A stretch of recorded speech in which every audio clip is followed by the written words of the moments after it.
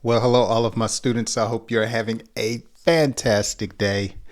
My name is Jay, and welcome to another English lesson here on the channel where I have the opportunity to help you with your English vocabulary, comprehension, and fluency. Today, I have an intermediate level read and repeat English story. So I hope you're ready to have a great time today. Before we get into today's lesson, be sure to check out some of my links in the description where you can study some of my other English lessons that I have. And one of those is my English listening practice channel, Parlay with Jay. So be sure to check that out. I have random stories and topics that I read to you to help strengthen your English listening skills. Hang around until the end. As always, I'll have some quiz questions today that you can answer in the comments section. I hope you're ready for a little bit of learning and laughter. Let's dive into today's story. Timothy had always been concerned about the handicapped, and wanted to make a difference. Let's read and repeat. Timothy had always been concerned about the handicapped and wanted to make a difference. So in this country, sometimes people use the word handicapped, and other times some people use the word disabled.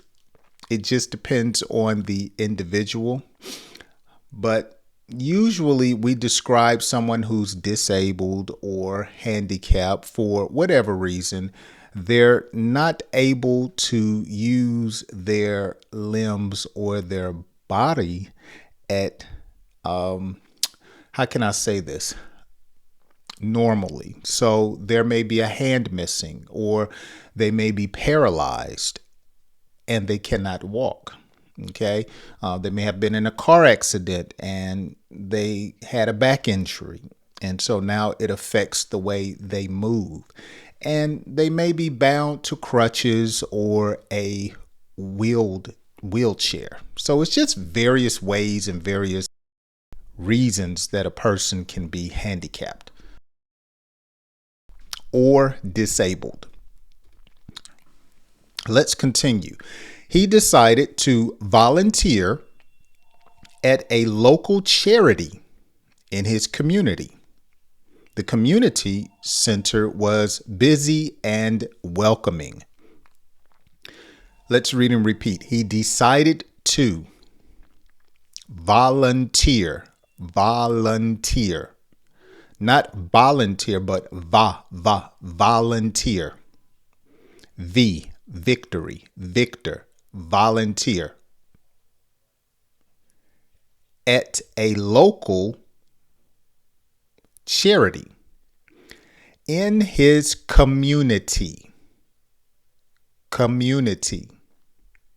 The community center was busy and welcoming. So when it says he decided, okay, so he made a choice to volunteer.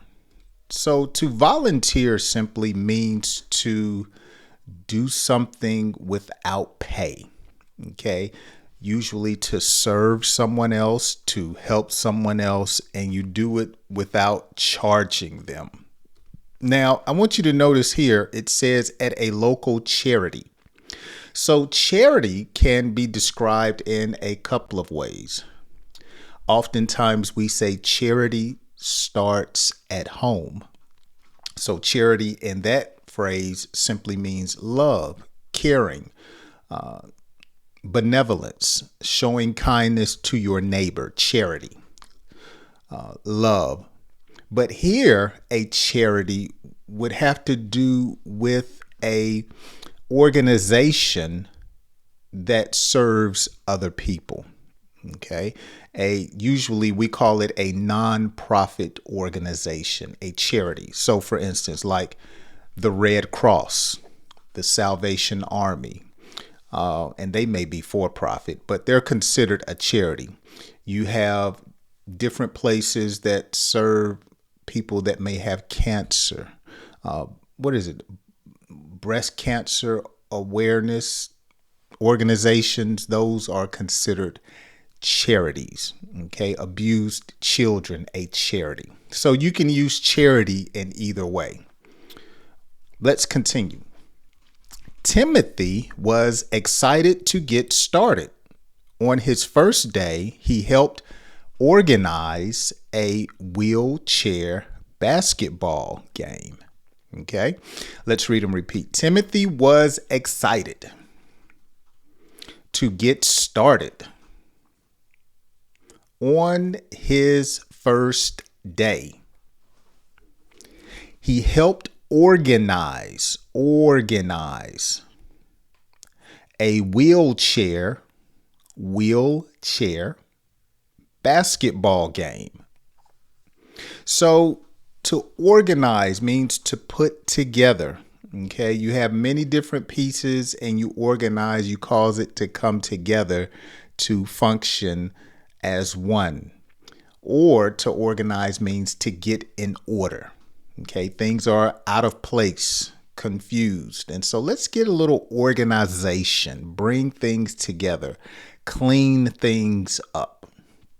Okay, so a wheelchair. So someone who cannot walk, they would use a wheelchair, or they can use a wheelchair. I have a friend of mine and his wife, she had some type of disease in her foot, and they had to amputate her legs. And so now she's in a wheelchair. She's still vibrant, enjoying life, but she just had to have her legs cut off. And so now she's in a wheelchair. When I first got to town, my wife had a friend. Actually, he liked her. This was before we got married, but he has been bound to a wheelchair all of his life. Now he has legs, but he can't move them. And get this, he still drives a car. Yes, he cannot move his legs, but he drives a car. So he had his vehicle alternated to everything he can do with his hands. So his gas and his brakes he can do with his hands, and he can still steer the car. And so I thought that was so amazing. When he tells me he goes to the store, he does normal things, he just can't use his legs. And he gets in the car, puts his wheelchair in the back, and he drives the car with his hands. Isn't that amazing? And he's been doing it for years. And so here you have Timothy working with some people in a wheelchair playing a basketball game.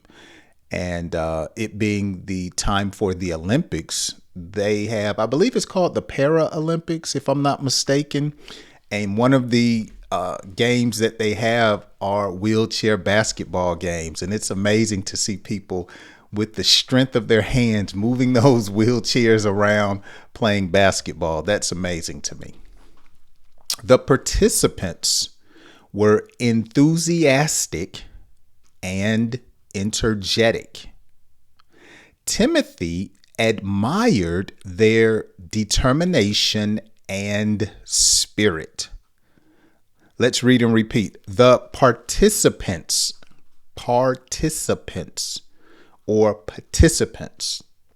were enthusiastic,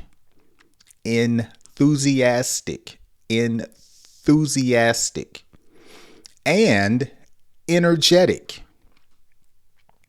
Timothy admired their determination and spirit. Excellent, excellent. So a participant is someone who participates in an activity, someone who does something with other people, other individuals. They participate. So if I have a group and I say, everyone clap your hands, and everyone clap their hands, they all participated. So if it were 5 people in the group and one did not, I may say, hey, why won't you participate? Why won't you get involved with the group? To be enthusiastic and energetic, okay? It simply means to have a lot of energy, okay? You're, as we would say, wow, you're bouncing off the walls. Do you have any kids, siblings, or grandkids? They just can't sit down. They're always moving, always bouncing, running here and running there. That's enthusiasm and energy. Okay. Now notice Timothy admired. Okay. So he really appreciated what he saw. Wow, I really admire you. I look up to, I find some type of encouragement from what you're doing or saying. To admire. Another day, he participated in an art therapy session. He saw how creating art brought joy and relaxation to the participants. Let's read and repeat. Another day, he participated in an art therapy session. He saw how creating art brought joy and relaxation to the participants. Excellent. So, art therapy session. These are quite popular nowadays here in the United States. You have small businesses that invite people to come in by groups or individually to paint different things. My wife went to one with some friends of hers, and in the session, they all painted what they figured to be a picture of them. So they sat down at a canvas and they just begin to paint, use their imagination. And to some people, that's relaxing. It soothes their mind. Okay. It brings them comfort. So an art therapy, a session designed for healing. Okay. Therapy. His favorite activity was assisting in the adaptive cooking class. It was amazing to see how the participants adapted to the kitchen. And I bet that would be amazing because you have to be able to move around in a kitchen, and being in a wheelchair. Wow. I bet that's something to participate in.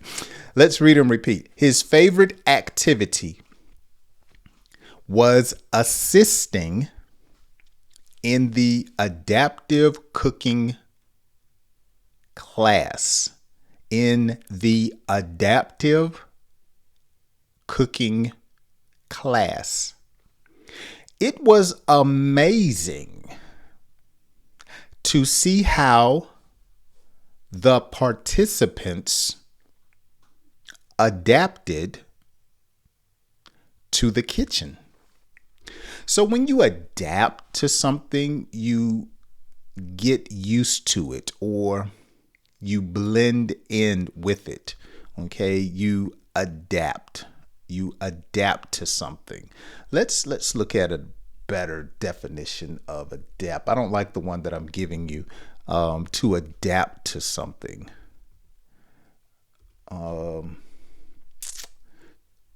to make something suitable for a new use or purpose, to modify. Okay, to become adjusted to new conditions. So my definition was good. Okay, to get used to something, to adjust. I like that word, to adjust to something. Okay, let's finish up this story with the last sentence. Timothy felt fulfilled and happy to be a part of the community. Let's read and repeat. Timothy felt fulfilled and happy to be a part of the community. All right, excellent job. So now that I've defined many of the vocabulary words and broken down some of the phrases, let's read through today's story at a faster pace, and then I will ask you some quiz questions to test your comprehension, and then we'll be done for today. Are you ready?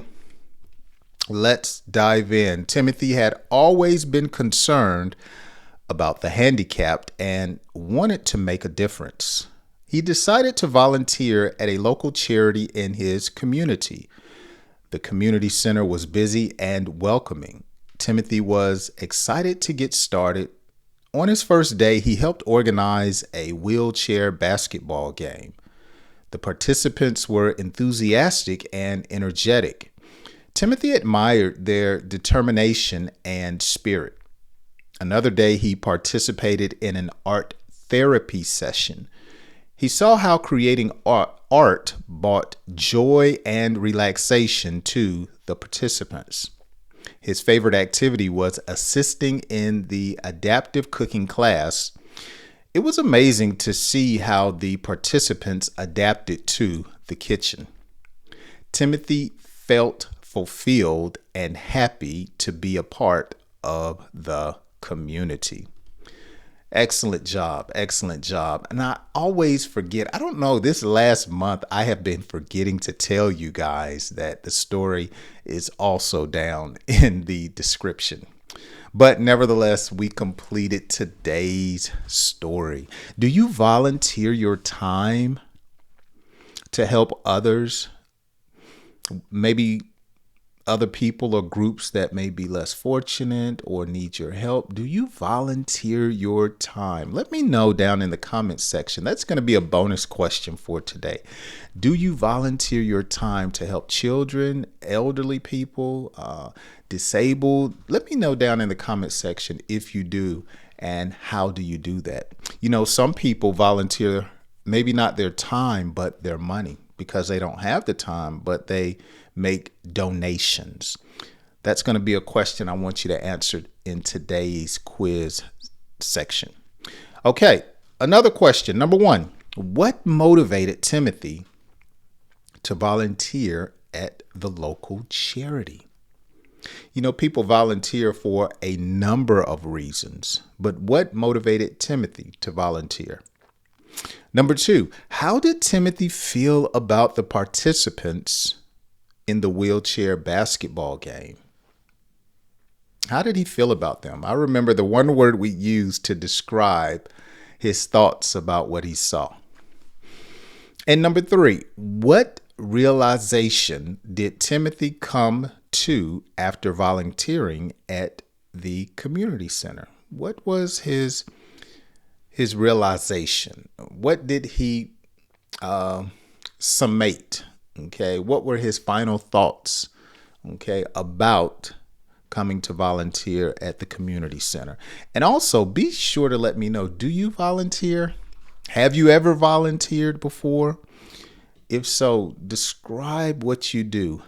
I usually serve and volunteer my time to help teenagers and young people in my community. Actually, I spoke to a guy on yesterday who I'll be going to speak to in a few weeks to his students at his community center. And so I'm excited about that. But let me know down in the comments section your answers to today's quiz questions. I hope you have enjoyed today's lesson. I really appreciate you guys hanging out with me. Today was a busy a busy week, and I'll talk about it in an episode of Today with Jay that I will record and plan to upload later this weekend. Okay? Well, I hope you guys enjoyed today's lesson. As I always say, if it has helped you, share it with a friend. Just take the link and text it to someone and share it with someone to help improve their English. Until next time, I hope you join me on my next English lesson. I appreciate you guys. I'll see you then.